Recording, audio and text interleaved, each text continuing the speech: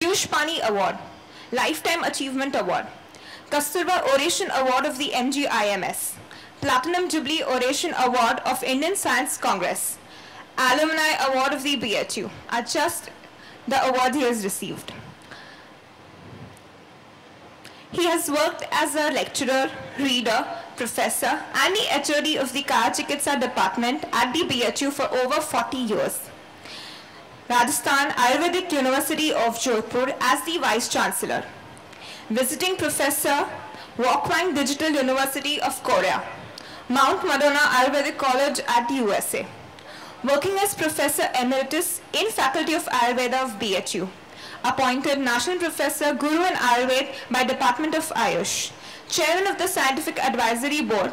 Member of the Central Council of Research in Ayurveda. Member of the Committee of Planning Commission of Ayush. Developer of new courses and programs. Development of Ayurveda in interdisciplinary areas to generate employment potential. He has always been engaged in development and revival of Ayurveda.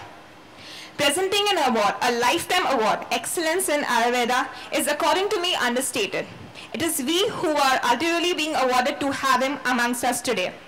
With a thundering applause and a request to audience to rise and receive this gem of a man, Dr. Ramharsh Singh, with a standing ovation.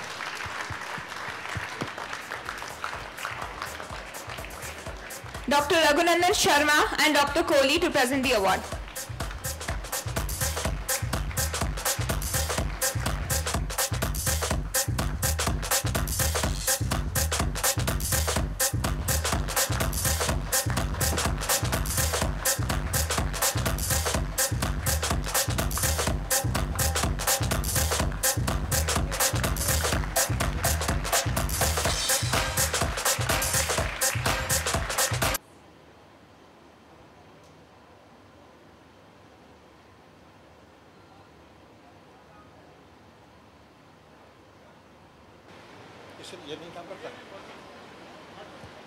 Okay.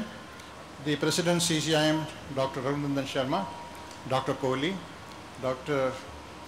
Narendra Bhatt, Professor Ajay Sharma, Dr. Narayana, who comes from the industry, Tambraji, a very famous clinician around Maharashtra, and the other two persons, young persons, I don't know the names, excuse me, and very dear friends, colleagues, students.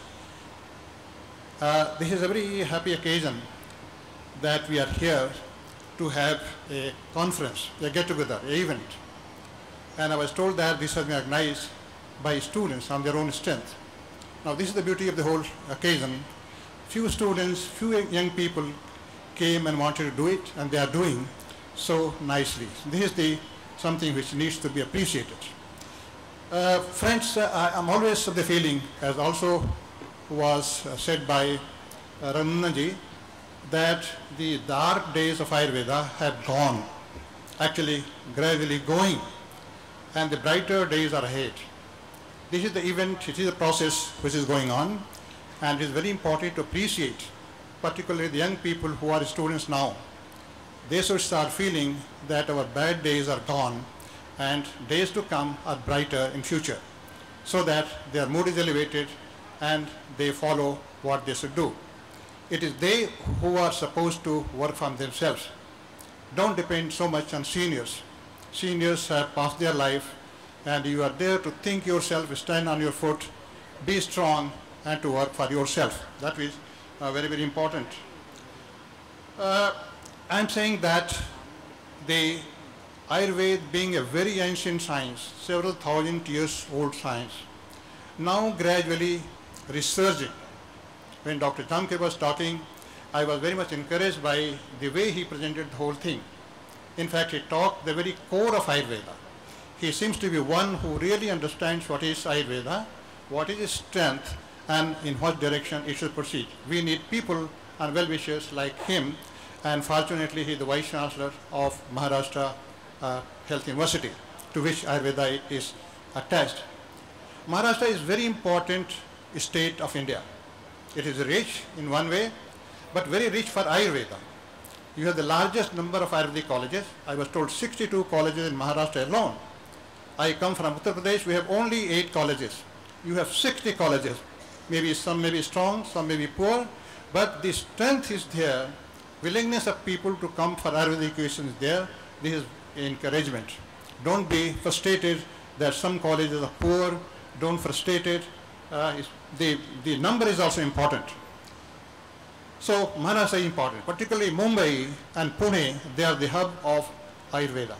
I have visited many times to Mumbai, also Pune, and I see people who are really interested in Ayurveda. They talk real core Ayurveda, and they are really dependent. So you are the important part of this nation from where the Ayurveda movement can really take off, and try to do this. Another thing which I want to say, which was fortunately already mentioned by previous speakers, particularly Dr. Jamker, that Ayurveda, in spite of being so old, is now resurging. People have started taking interest not only in India, more outside India. Now, why it is happening that such old science is being remembered? Why people, more and more people want to join? Why many people recognize it? Why a scientific-minded person like Jamker talks high about it? Why? There are many regions which can be examined, because it is a phenomena when an old science revives, researches, there must be a big phenomena why it is happening. I always feel that probably during last 50 years, there is a change or say shift of paradigm of medical thinking all over the world. Now people feel that probably we need more prevention of disease, more promotion of health than only trying to cure a disease. Because curing a disease when it is established is always difficult, is also costly. It is always better if you try to promote the health of the people, prevent a disease, then probably you can overcome the whole problem. We should not invest whole of our energy and strength only in discovering few drugs which can cure some diseases. That has no lasting effect.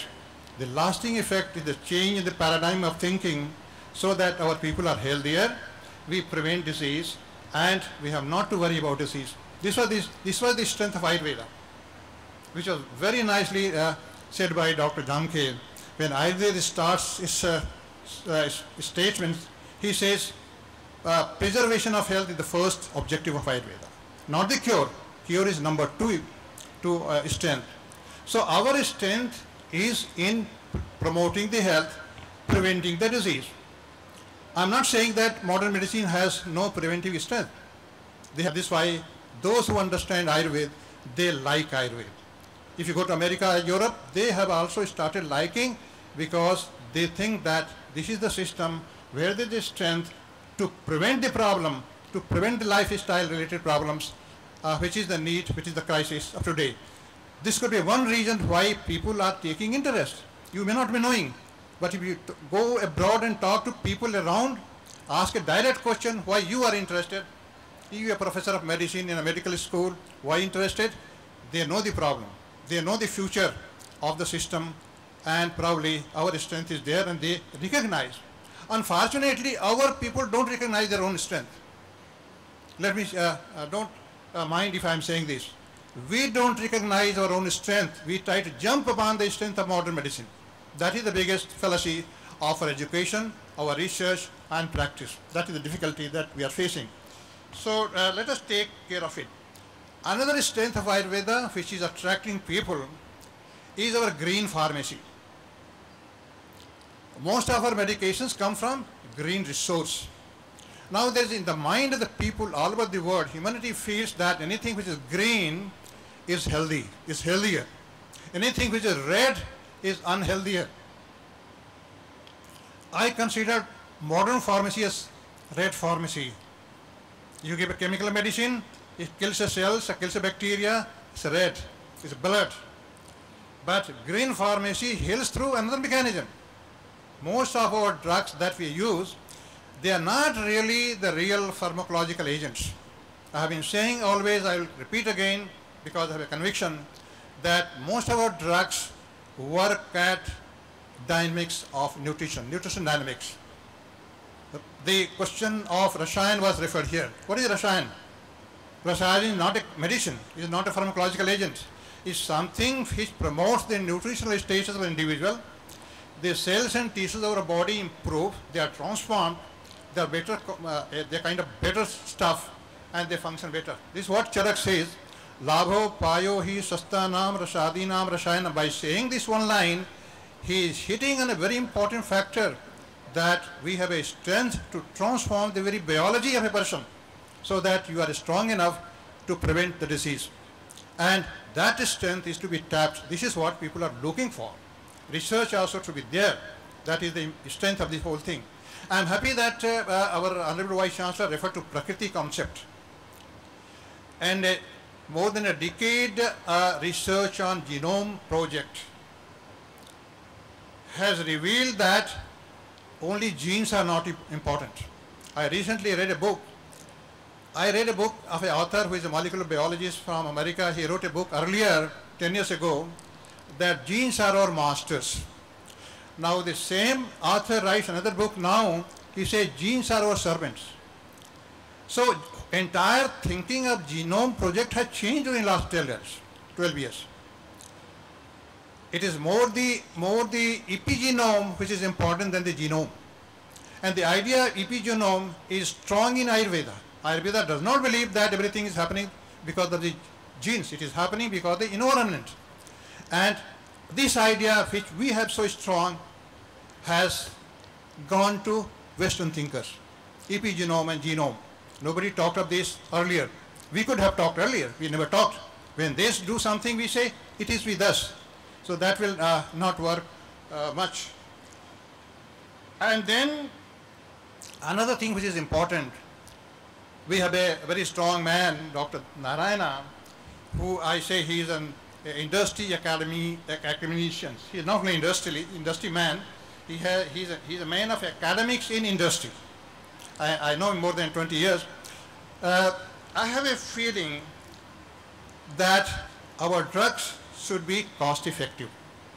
If you produce very costly medicines, it becomes a barrier in the practice of Ayurvedic medicine. The medicine has to be cost effective, it has to be safe, it has to be safe and effective both, and also cost effective. That has to be seen by Ayurvedic industry people, that we produce something which can be under affording power of the clients. That is difficulty which is becoming a problem of practitioners. Now, when we say all these things, when you go across out of your family, immediately questions come, where is an evidence that your system works? The slogan or demand of evidence for your system is a new story during last 10 years. Now this is a kind of challenge which you cannot deny. You have to accept that yes, we have evidence, and maybe in future we will gather more evidence. Many of our colleagues say we have evidence blindly. There is no evidence for everything. Nowhere in the world, but also in our system. So we have to accept the demand that there is a need of evidence. Now, I usually say, which WHO also endorses, that evidence is of two kinds. Number one is the primary evidence, which is textual. If something is in the Shastra, that is also evidence. You cannot deny it absolutely. So Shastra-based evidence, experience-based evidence is also an evidence. This is, I call it a primary evidence. But primary evidence alone is not enough to establish you in the mainstream. If you want to come in the mainstream, probably you need also supportive scientific evidence. Don't forget it. But don't think that you have no evidence. We have evidence, therefore we are surviving for thousands of years. So usually I was talking somewhere and somebody said, okay, we agree there is a primary evidence. But how dynamic is the primary evidence? Dynamic means how much it is in use. You understand what I am saying? How much you use your principles in modifying the treatment, planning the treatment. If you are using your Ayurvedic theories and concepts in planning the treatment, assessing the treatment, then it is dynamic evidence. And if it is dynamic, it is acceptable and respectable. This is what they say. Therefore, friends, if you are practicing Ayurvedic medicine, try to use the Ayurvedic approach, Ayurvedic principles, so that your principles are also validated. Don't only run behind validating a drug. Drugs come and go. Your principles are going to stay with you for generations. And therefore, whatever we do in research, whether it is a drug or principle research, it has to be in the way that it also validates our theories and principles. This is very, very important. And therefore, there is a need of little change in the paradigm of research approach also. We cannot deny science. Science is accepted phenomena today. We have to respect science, we have to use science, but we have to use science for our own vision, for our own principles. One more thing say, and then I will stop. There are some issues at national level, I'll take only 1 or 2 minutes more, which are a little away from academics.